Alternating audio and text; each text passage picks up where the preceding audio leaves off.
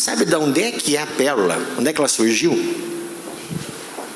Alguém tem ideia? Se eu der o nome dela, ajuda ou não? Eusococcus brasiliensis. Então, se é brasiliensis, o que significa isso? É nossa. Pronto, já respondi a pergunta, tá? Então, vamos começar com esse conceito. Ninguém vai erradicar esse inseto, nós vamos aprender a conviver com ele. Tá? Conviver como a gente convive com a mufa, não é? Como a gente convive com outras doenças da videira e outras pragas da videira. Então esse é o primeiro ponto importante. Eu vou passar para vocês informações relacionadas a manejo do inseto, e não algo que eu aplique e termine com ele, não é? Provocando vocês, trato ou não trato para milho todo ano, para mofa? Tem ou não tem quem planta peixe controlar a mosca das frutas todos os anos? A gente controla, faz o manejo e convive com elas. Bom, só para vocês terem um pouco de curiosidade também, bom, essa espécie ela é nossa, é aqui do Brasil. Mas em outros países tem umas espécies menos complicadas. Só para mostrar um pouquinho para vocês, ó, olha só essas fotos aqui, é uns bichinhos da África do Sul. Tá? Vocês olham aqui, ó, isso aqui é um palito de fósforo, consegue ver a cabeça do palito de fósforo aqui, é o tamanho dos bichinhos lá. Tá? África do Sul, que está lá do outro lado, tá bem? Eu quero mostrar também uma curiosidade, isso é cana-de-açúcar. Tem uma espéciezinha de pérola que dá em cana. Você consegue ver aqui em cima do solo a quantidade que tem? Ó? Ah, isso aqui a gente não vê aqui. Eu nunca vi esse tipo de infestação no solo, na superfície do solo. Tá? Bom, vamos avançar um pouco mais. Ok, então vocês já sabem que ele é um bichinho que está no solo, não é? Que é nativo aqui da região sul. E aí vem a próxima pergunta, como é que ele se alimenta da planta? Ele morde ou ele chupa? Ou ela morde ou ela chupa? Entenderam a pergunta ou não? Ela morde ou ela chupa? Ela chupa. Ok? Quando eu falo chupa, então é o seguinte, ó. Puta, a gente tirou uma foto no microscópio, isso aqui é aumentado, tá? Vocês conseguem ver a barriga dela? A gente virou o bichinho de perna para cima, que ela só tem essas pernas quando ela é filhote, tá? Depois ela perde, até isso ela perde. Com o tempo ela até perde as pernas. Mas quando ela nasce, ela tem as perninhas. Vocês estão vendo aqui, ó? Isso aqui tudo é a boca dela. Entenderam ou não? Tem outras palavras. Ela estica isso aqui, ela coloca dentro da planta e fica chupando a planta lá na raiz. E depois que ela fixou na planta, ela não sai mais do lugar, ela fica lá. Tá bem? Então ela é um inseto que a gente chama sugador, ela fica sugando a planta de videira. E aí já vem mais uma provocação para vocês. Tá? Se a pérola matar a planta de videira, o que acontece com ela? Conseguiram entender a pergunta ou não? Se ela se alimentar e matar a planta, e ela não tem perna, o que acontece com ela? Ela morreria também. Perceberam como a provocação já começa, que ela precisa da planta para conviver? É que nem o carrapato do gado. Tá? Vocês começarem a perder um pouco esse conceito. Aí. Vamos avançar um pouco mais então. Então, bem, ela se alimenta chupando. Agora vamos para a próxima pergunta. Como é que ele se reproduz? Como é que ela se multiplica? Alguém tem ideia de como é que ela faz para dar descendentes? Eu tenho um gráfico aqui que pode parecer meio complicado, mas não vou explicar tudo isso para vocês. Eu vou ser bem simples, não é? É o seguinte, tá? Cada bolinha daquelas lá que vocês encontram na raiz, ela é uma fêmea. Tá? Vou repetir, então, cada bolinha é uma fêmea. Chega uma época do ano, ela fica cheia de ovinhos dentro. Esses ovinhos acabam estourando, nascem os filhotes que se fixam na planta e volta a ter a fêmea de novo. Tá claro isso ou não? E olha que coisa interessante, não precisa de macho. Perceberam a provocação? A maioria das pérolas, ela é uma menina que se reproduz sem precisar do menino. Ok? Então ela não precisa de macho para se reproduzir, ela se reproduz por si só. Tá? Então está aqui. E isso aqui, de maneira geral, demora 1 ano. Tá bem? Então, de maneira geral, ela demora 1 ano. Então vamos olhar aqui juntos, ó. Está aqui o gráfico. Quando é que ela se reproduz? Quando é que ela se multiplica? Com base nesse gráfico aí, quem é que me ajuda? Que época que ela se reproduz? Com base no gráfico ali. Agora eu quero resposta, senão eu não continuo a palestra. Mas no gráfico, quando que ela se reproduz? Que época do ano? É uma vez por ano, em que época? Resposta aqui, de outubro a janeiro mais ou menos. Por que isso é importante? Por que vocês acham que é importante? Se eu encontrar pérola no campo agora, é uma época para fazer tratamento agora? Sim ou não? Não. E vou explicar depois por quê. Quando é esse período de reprodução, que é de outubro a janeiro, ela tem os filhotes. E eu sempre digo, o que é mais fácil controlar? Um inseto adulto, vamos lá, uma vaca grande ou um bezerro? O que é mais fácil de matar? Um bezerro. Então é mais fácil eu controlar ela quando ela está na fase jovem. Tá bem até aí? Como esse bicho é brasileiro, ele não podia ser simples, né? Ele tem que ser um pouquinho complicado em algumas situações. E aí sim, uma parte da população seria o que chama de sexuada, que aí sim aparece um macho que voa. Olha que loucura. Ele voa por quê? Porque ele adora namorar com as várias fêmeas, né? Não sei por que o macho tem que pensar em mais de uma fêmea. A natureza tem que botar na hora. Mas por outro lado, ele vive só um dia, entenderam? Já que ele quer aproveitar tanto, vai morrer antes, né? Ponto. Então aqui vocês estão vendo uma foto, tá?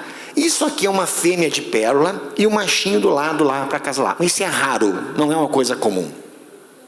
Tem uns produtores que me falam, Marcos, eu vi uma mosquinha na área de pérola voando. É muito raro isso aí. Tá bem até aí? Então essa é a reprodução sexuada, vocês nesse momento não prestem muita atenção. Entendam e prestem atenção nesse ciclo aqui, ó. Reprodução de novembro a março, que é quando ocorre aquele período de que ela coloca os ovinhos e vai ter a reprodução. Ok? Então, vamos avançar um pouco mais, tá? Já sei como é que ela se alimenta, que ela suga, né? Já sei como é que ela se reproduz. Agora vem a pergunta: como que ela vai de um parral para o outro? Aí vem uma provocação de formiga. De um parreiral para o outro, vocês acham que a formiga é mais importante? Como é que ela sai de Farroupilha e vai para Pinto Bandeira? A prefeitura está levando material daqui de Farroupilha para Pinto Bandeira? Uma das possibilidades, mas mais importante que isso, como é que eu faço para levar um bichinho que está na raiz de uma área para outra? Como? Quem me ajuda? Olha só a provocação aqui. Vamos lá. Muda. É a principal maneira que eu faço para levá-la de uma área para outra. Então, olha só. Isso aqui é uma planta de kiwi, por exemplo, tá? Uma planta de maçã. O que eu estou vendo na raiz aí? Estão conseguindo ver? Está lá o bichinho. E às vezes não é só maçã ou kiwi. Às vezes é a esposa vai visitar uma vizinha e traz de lá uma roseira. Na raiz, um pé de sálvia. Na raiz está lá o bicho. Então o que eu diria hoje, né? Toda vez que eu vou pegar e arrancar as mudas, olha lá se não está o bichinho na raiz. Pronto. Para não levar de um lugar para o outro. Está bem até aí? Alguma pergunta em relação a essa questão das mudas aí? Querem aproveitar? Marcos, e se tem pérola na raiz, o que eu faço? Lava a planta, pronto.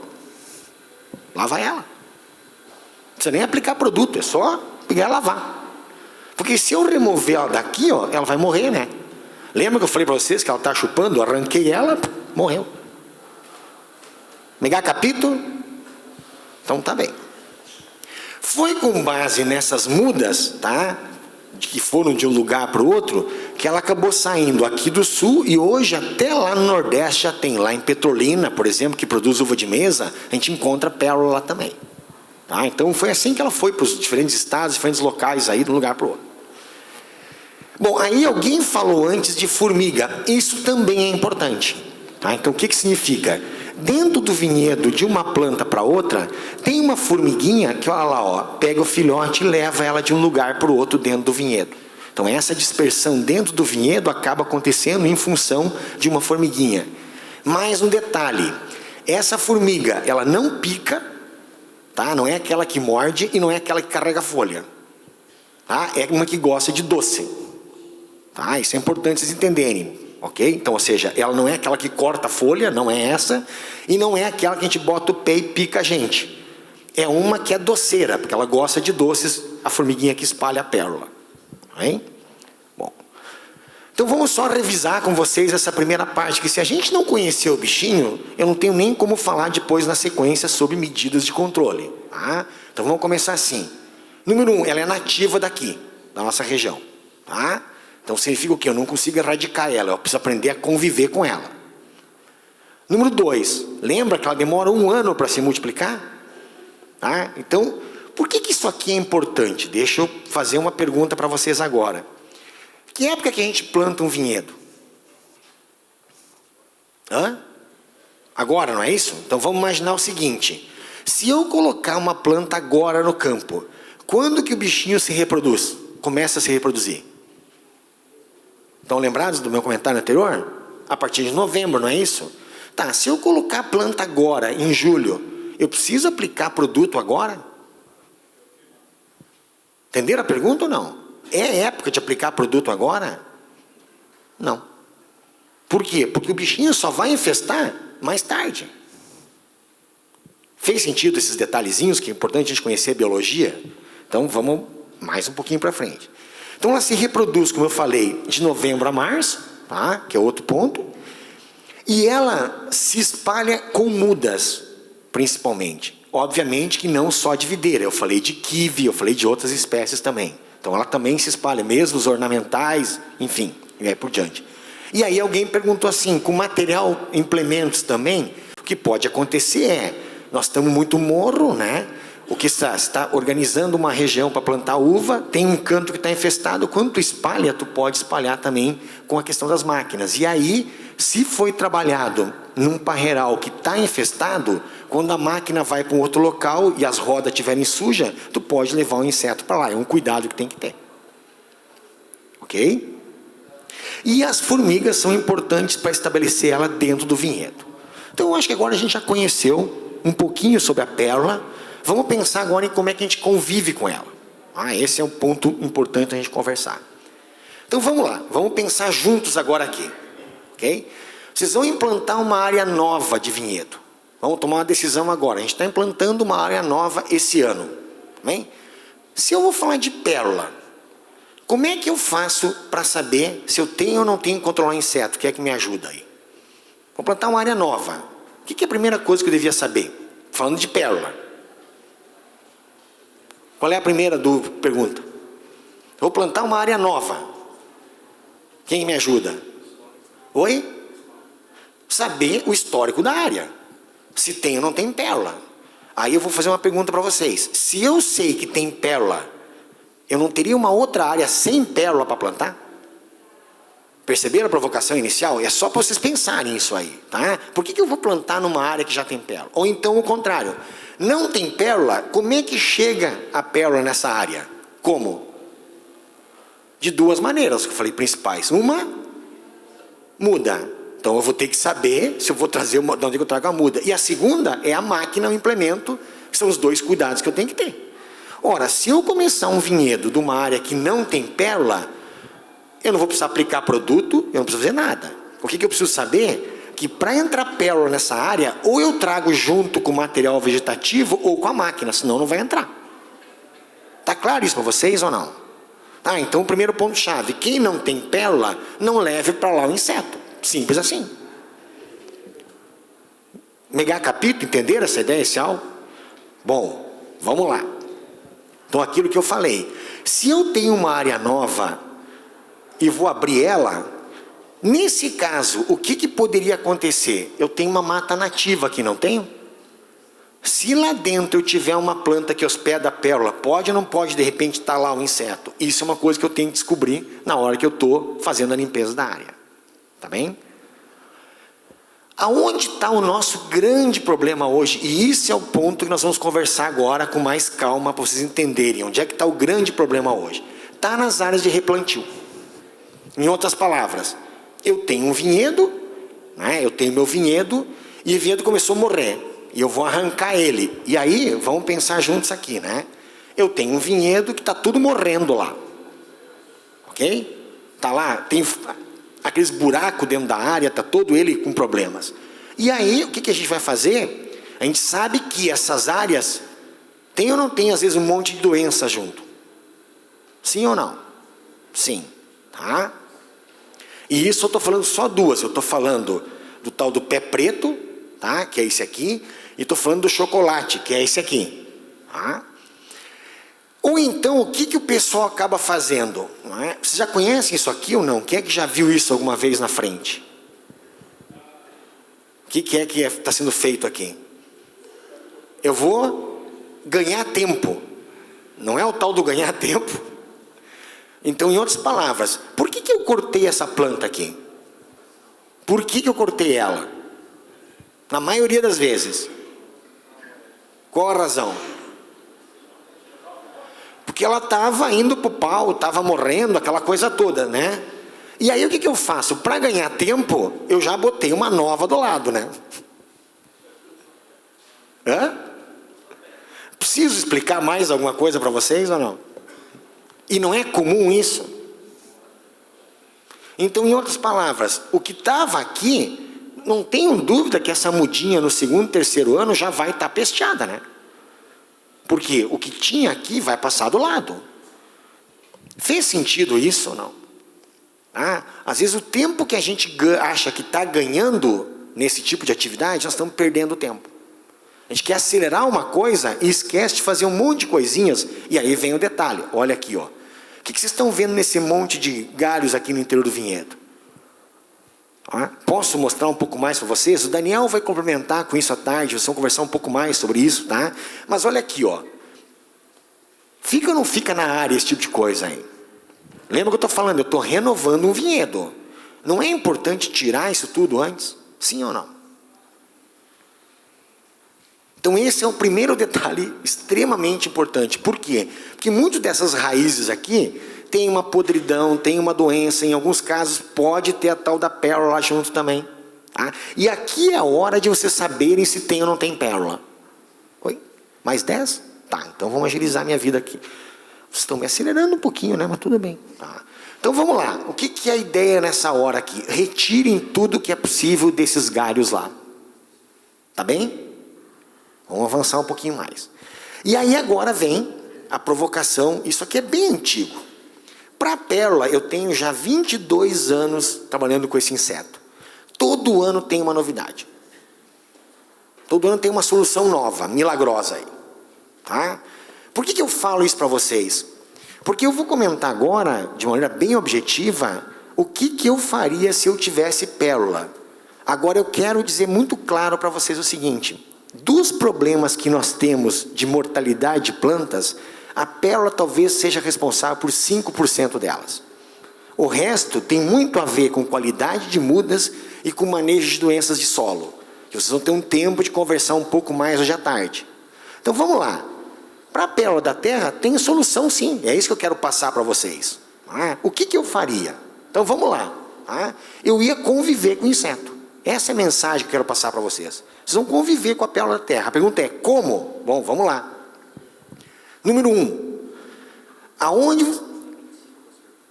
não, ok. Então tá. Vamos, que me bateu um desespero aqui. Eu já tá, ok. Então vamos lá. Primeira pergunta para vocês. Aonde vocês acham que a planta de videira vai sofrer mais pela pérola? Aonde eu tenho uma área desse tipo, tá? Opa. Ou aonde eu tenho isso aqui? Aonde vocês acham que a planta de videira vai sentir mais pela pérola? Em qual local? Entenderam a diferença ou não? Qual delas? No limpo? Por quê? Perfeito. Tá? Na verdade, eu até posso debater um pouco isso, mas a gente já sabe que aonde eu deixo o solo limpo, tem muito mais pérola, a infestação é maior do que onde eu tenho áreas com cobertura. Fez sentido isso para vocês ou não? Tá claro isso ou não? Então, assim, uma coisa que eu fico muito feliz hoje, se você vem aqui nos vinhedos, tá? Você vê ele todo coberto agora no inverno. Porque tempos atrás, a turma via que as pedras cresciam todo ano. Vocês lembram disso, né? Não sei por que as pedras cresciam todo ano. Então hoje a gente já vê o pessoal com cobertura. Mas aí, Marcos, tem um detalhe importante que eu quero falar para vocês quando eu falo de cobertura. Existe todo um manejo de cobertura, porque vamos lá, Eu tenho um produtor que fala assim, Marcos, tá? Eu vou fazer cobertura com batata doce.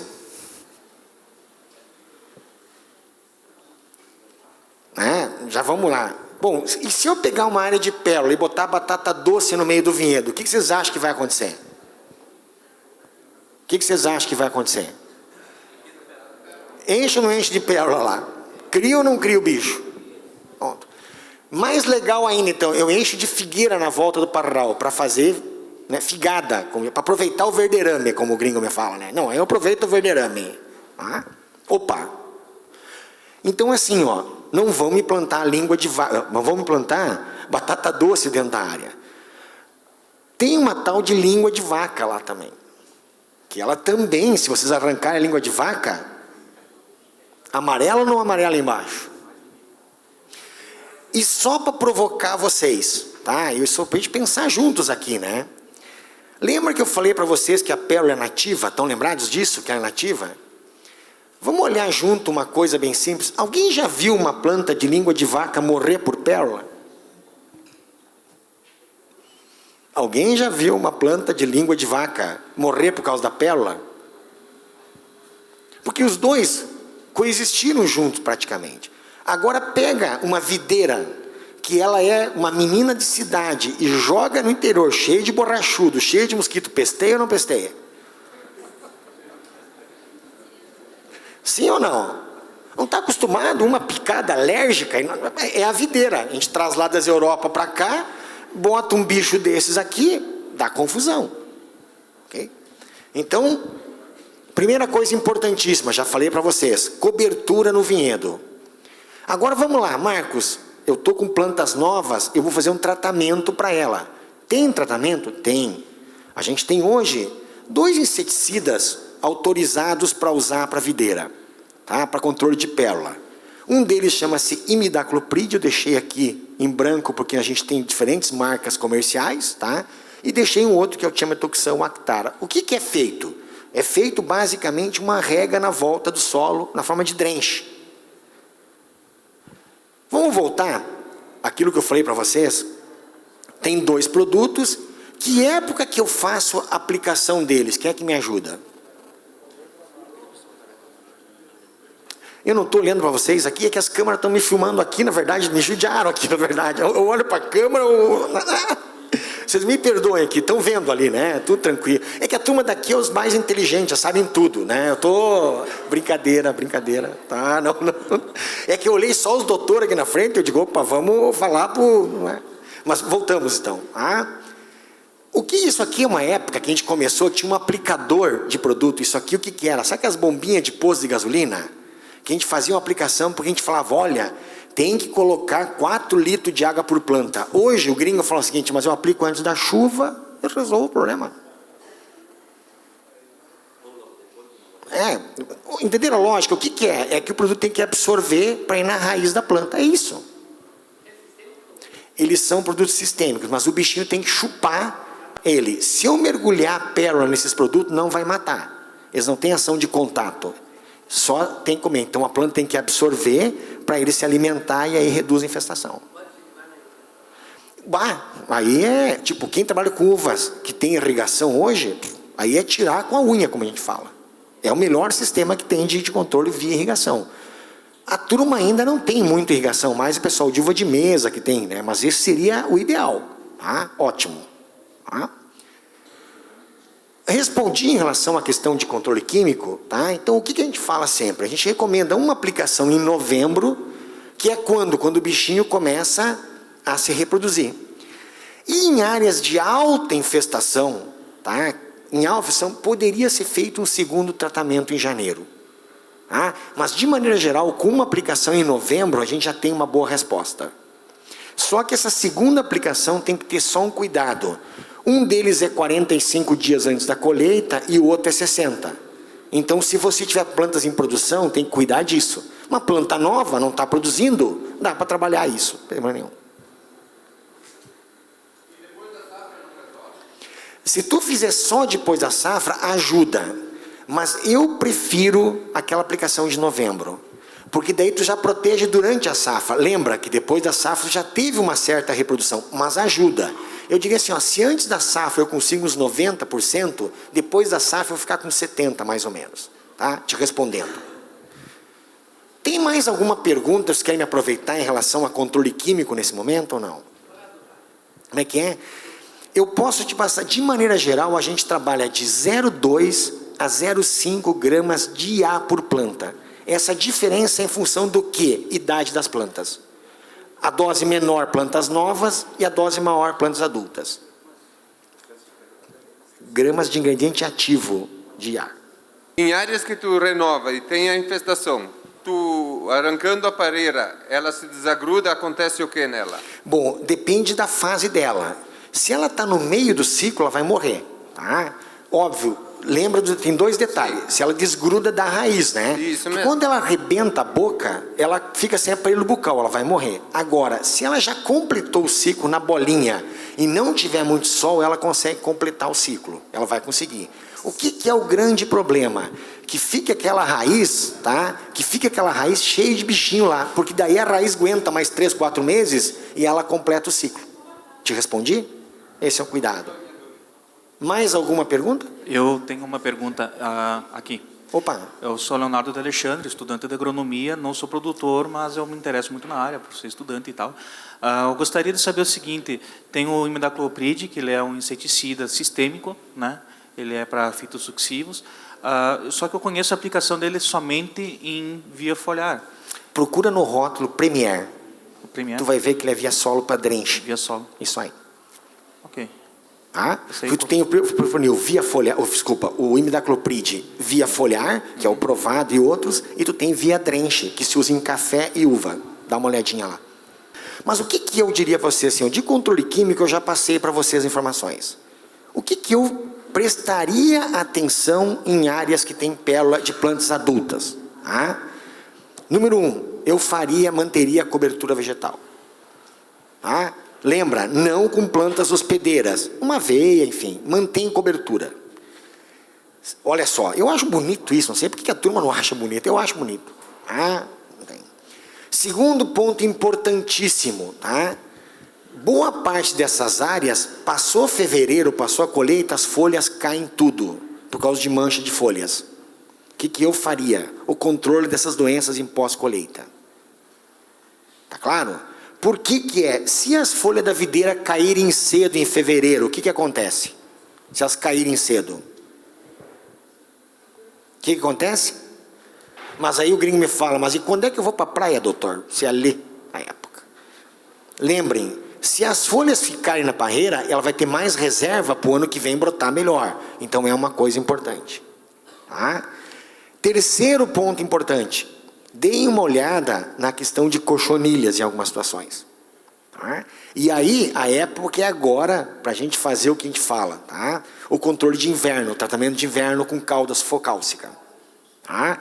Então eu quero chamar um pouco a atenção disso, porque a gente tem algumas plantas que a cochonilha ajuda a reduzir o vigor de planta. Mas eu quero chamar mais atenção de um ponto que vai ser bem importante agora, que é o seguinte, ó. Isso aqui é umas áreas que a gente fez há um bom tempo atrás de limpeza de tronco com jato d'água. E eu só quero chamar a atenção de vocês para uma coisa importante, que é isso aqui, ó. Vocês conseguem ver esses toquinhos tudo aqui, ó, depois da planta lavada ou não? Sim ou não? Nessas áreas que vocês têm pérola, que eu falei para vocês, observem esses pontos de poda, se não está cheio de podridão. Chama-se podridão descendente isso aí. Tu corta o toquinho, ele está todo podre, e ele começa a tomar todos os ramos praticamente, e aí o cara acha que é a cochonilha que está matando a planta, e no fim essas podridões que estão matando. Negar capítulo? O que seria a prática? Pincelar o tal do tronco cada vez que eu corto o ramo lá. Ah, o Daniel vai falar com vocês um pouquinho sobre isso aí hoje à tarde também. Então volto a falar para vocês assim, poxa, a gente acha que é os insetos que estão terminando tudo com a videira. Pergunta para vocês, quantas aplicações de inseticida vocês fazem por safra hoje? Inseticida. Em média. Em média. 2 quanto bastante. Estou falando 2. Se foi mais que isso, Vocês vão fazer bobagem. Vocês vão ter mais problema. Tá? O produtor que faz hoje 4 a 5 aplicações de inseticida, o vinhedo dele virou pura cochonilha e puro ácaro, porque ele está desequilibrando. Tá? Comece a prestar atenção no que eu estou falando para vocês. E acreditem em mim.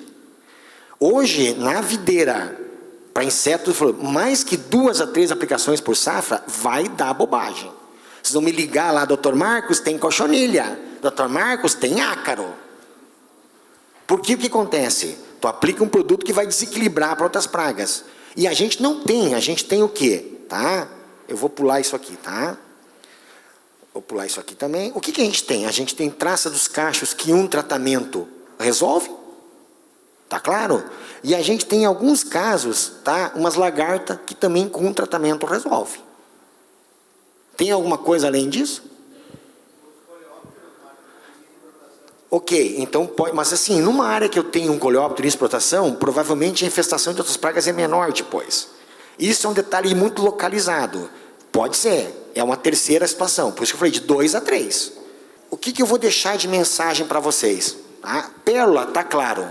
De inseticida, deixo aqui o meu depoimento para vocês, tá? Passou de 3 tratamentos de inseticida, vocês vão me ligar daqui 1 ou 2 anos, porque está cheio de coxinha. Vão ter que gastar mais dinheiro com o Sivanto da vida, com os Actar da vida. Por quê? Porque a gente está desequilibrando o parreiral. E isso não é o Marcos que está falando, é um pouco da minha história. Se quiserem fazer as 3, 4 aplicações, eu não impeço isso, gente. Pode ficar bem à vontade. Mas entendam que nós vamos estar criando umas pragas que não são fáceis de controlar. Tá claro? Essa é a mensagem que eu sei deixar para vocês aqui. E só para terminar, eu queria só deixar isso aqui, ó. E agora a parte, por que eu estou insistindo tanto nisso? Tá? Porque as pessoas estão consumindo suco de uva hoje por questão de saúde. Tá? E a gente está agora com uma questão de, cada vez mais, rastreabilidade, compra de insumos, enfim. O que eu quero deixar a mensagem para vocês é isso aqui, ó. Tá? Vamos lá, tem... Ó. Cada vez mais o nosso desafio é entregar um produto seguro para o consumidor. E questão de pragas, para quem trabalha com manejo de pragas da videira, que é a minha história, eu volto a dizer assim, ó, eu consigo fazer o manejo deles com no máximo 3 tratamentos por safra. E aí a gente vai ficar durante o almoço para conversar um pouco mais aqui. Combinado? Saibam que eu estou com outras culturas que começou uma bola de neve de aplicação de inseticida e hoje a turma está perdendo planta por causa de desequilíbrio em muitas situações. Essa é a mensagem que eu vou deixar para vocês no final aqui. Obrigado, e eu estou no almoço junto para a gente conversar um pouco mais aí, senão eu vou estourar o tempo aí. Obrigado.